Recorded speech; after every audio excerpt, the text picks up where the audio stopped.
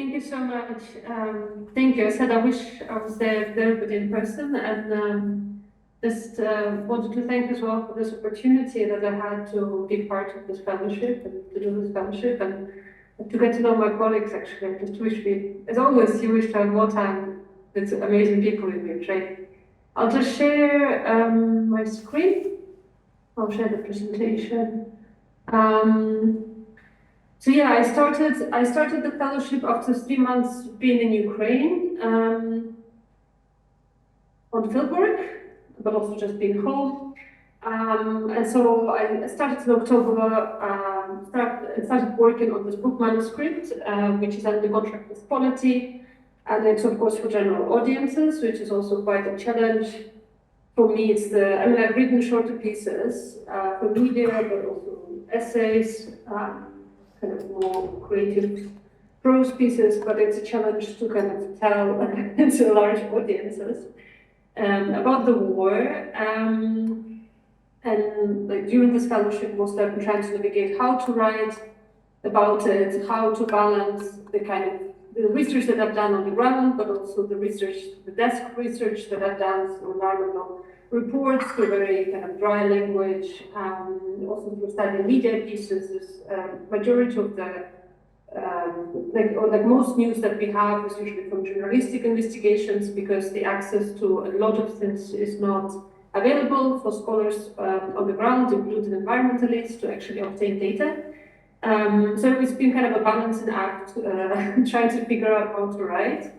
And I just submitted actually on the 1st of May, the first draft, so it's under review at the moment. It's been a bit of a wild journey at many levels.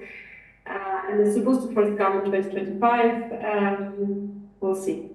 Anyway, so this is the blurb that the publisher and I agreed on. The title now is Ecocide in Ukraine, the environmental cost of Russia's war.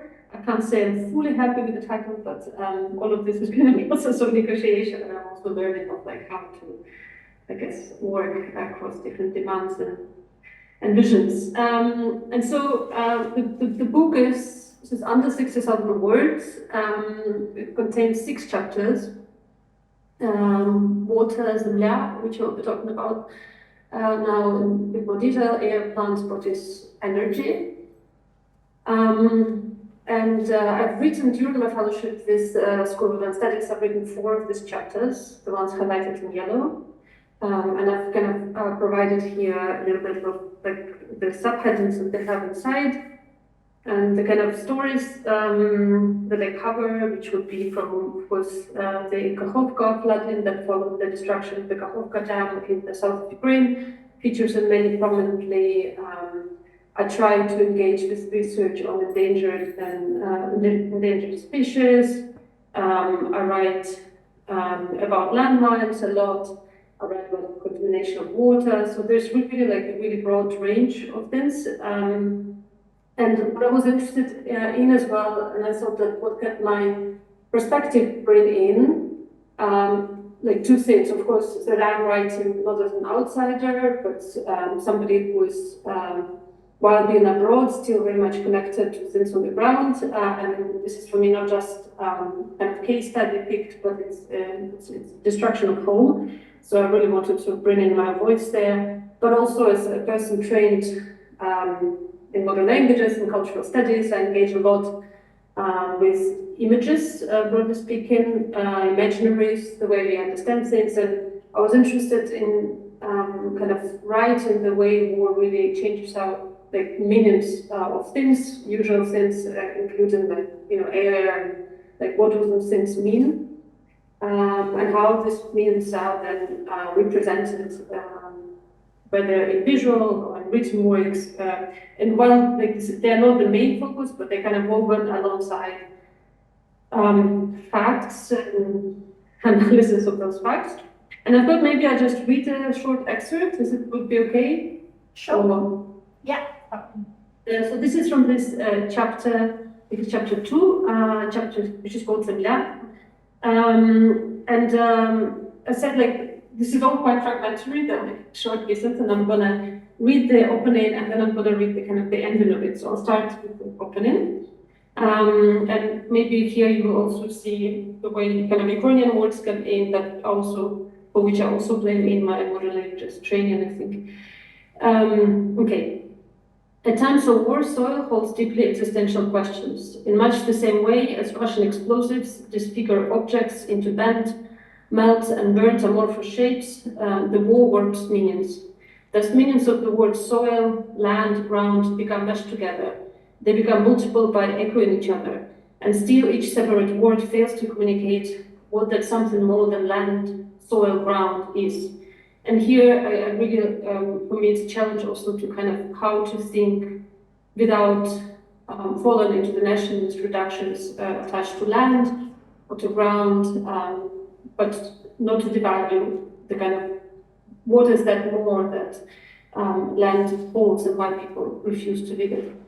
As Katerina Bodanova points out, the word zemlya, which you see on the screen, in Ukrainian manages to grasp the complexity and the embroidered meanings better, where zemlya indicates land and soil. When capitalized, it further signifies the planet Earth. In Ukrainian, there is also a word grunt, which carries scientific and agricultural understandings of soil, as is reflected in the name of soil science, which is gruntosnavstvo. Zemlya, therefore, feels like the word zemlya, therefore, doesn't feel only more colloquial, more domestic and familiar. It also contains multiplicity of its meanings, and that's why I use it throughout the book. It kind of feels like this rough, so it feels like the rough warmth of hands, flat grains of soil under the fingernails, the exhaustion of a long summer day, and the back pain from tending the vegetable patch. Zemlya is also a ground under our feet, literally and metaphorically. It supports all our networks of life. Being on the ground in English means being somewhere where things are taking place, being inside the situation. Being on the ground means having different knowledge, different experience of the war, and different probabilities of being killed. Being on the ground in Ukraine for many means living in the trenches, in the dam, and in this chapter I also write a lot about trenches.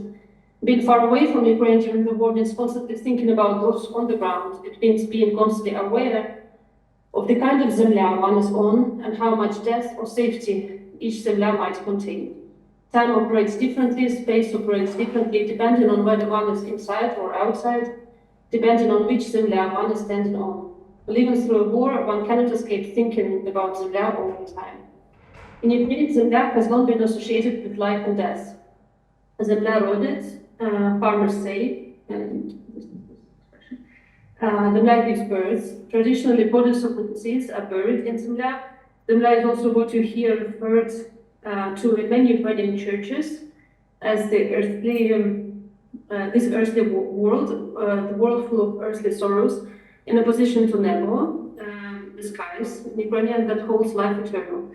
Indeed, zemlya is where people live in suffering and passion. Zemlya is where they die, to zemlya zhytya, the earthly life. In times of war, zemlya holds life and death intimately, closer. Being on Ukrainian zemlya today means being potentially closer to death. It means being under attack. The danger differs across the country. In some parts of which zemlya holds so much death that stepping on it might be fatal. And then, anyway, the chapter goes into looking at the grain question, and Ukraine as a breadbasket. It also looks at landmines and the problem with them. It looks at trenches and the way they impact environment, but also the architecture of survival that crisscrosses the country, and then ends with trying, after looking trenches and also the practice of burial, including discovered mass burial sites, and that is attached to understanding like what land contains these days, which is like rows of cemeteries. I'm kind of trying to bring it back into it as a world, the ground as a living space. And this is referring to the previous section, but says in the Garden of Trenches, Ulevich talks about animals that populate the southern steppes. And I write a lot in the book about this ecosystem of steppes, which is just like vast grasslands. Here is the example. So animals that populate the southern steppes, such as mice, and the unusual experience of seeing them through an infrared camera, on the front line. Seeing, quote, the hot cloth of life, end quote. Zemlya is a place of life and death inhabited by mice, marmots, earthworms, plant roots, and soldiers. Since the Ukrainian armed forces deoccupied the northern oblasts, most confrontations take place in the steppe regions of the country. To Josef Pachowski, a Polish botanist and one of the most prominent scholars of the flora of Kherson Oblast in the south of Ukraine, he's attributed the coining of the popular metaphor of the steppe being a forest upside down, because everything happens underground in the steppe. This metaphor implies that the thickness of life in the steppe occurs in the ground and under Zemlya. It is this rich underground geological life of the steppe, with its preservation and decomposition of organic matter, that created humus. You got me. Zemlya rich in humus is known as chernozem, or black soil, which has been turned into one of Ukraine's most important resources, used to produce grain, vegetables, and fruits, and this relates to this breadbasket discussion. The war affects the life of chernozem, or black soil, and all other soils. A report installed by et al. Indicates that TNT negatively impacts the soil microbiome. High concentrations of hydrocarbons poison earthworms. I tried to read more about earthworms, but there is hardly anything else I managed to find on these creatures who, being the living pulse of Zemlya, are making roots for water and oxygen. I keep wondering and thinking of soil as inhabited by earthworms and other animals. Zemlya is a web of life. Examining the impacts of the war on biodiversity, Igor Zagorodnyuk and Denis Vyshnetsky note that the trenches serve as traps for many animals, such as hedgehogs and hares.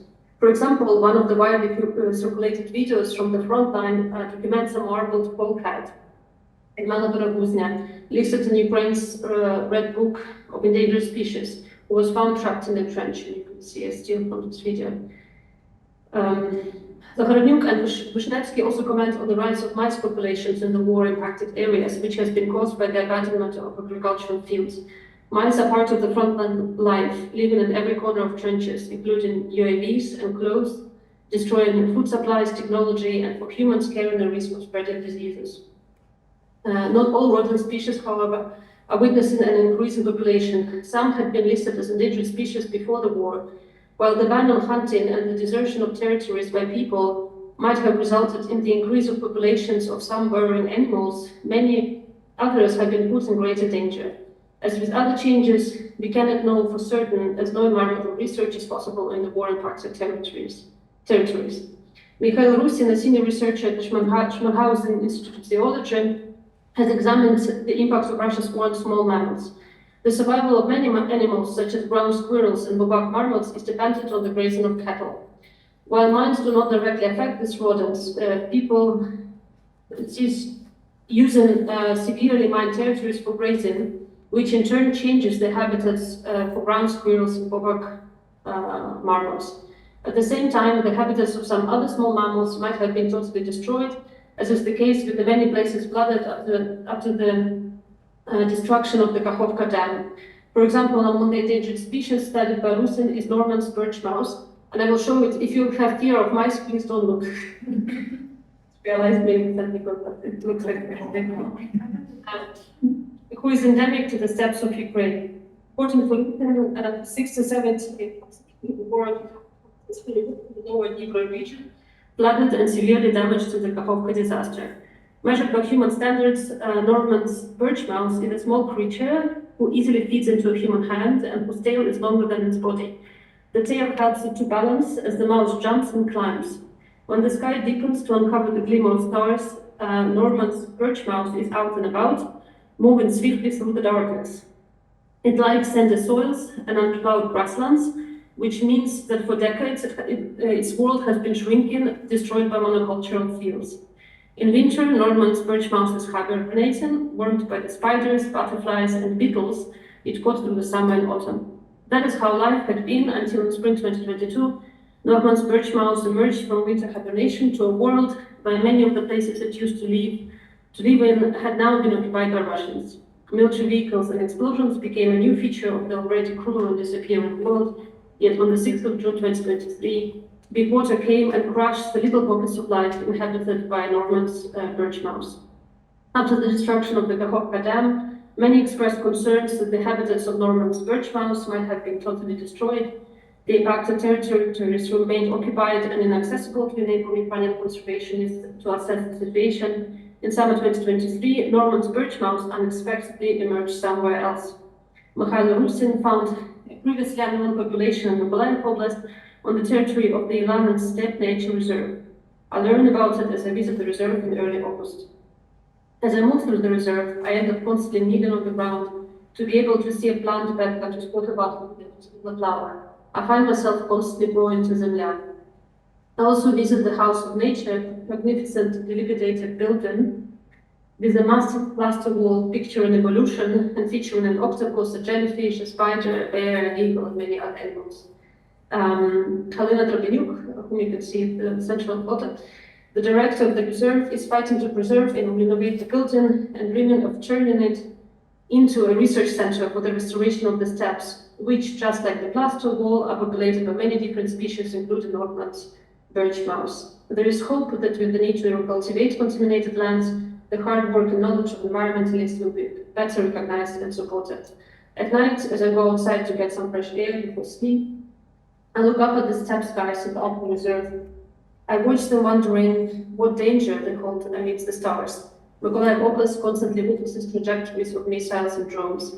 As I'm trying to read the starry sky, somewhere there in the steppe, a Norman's birch mouse might have also come out into flight. Thank you.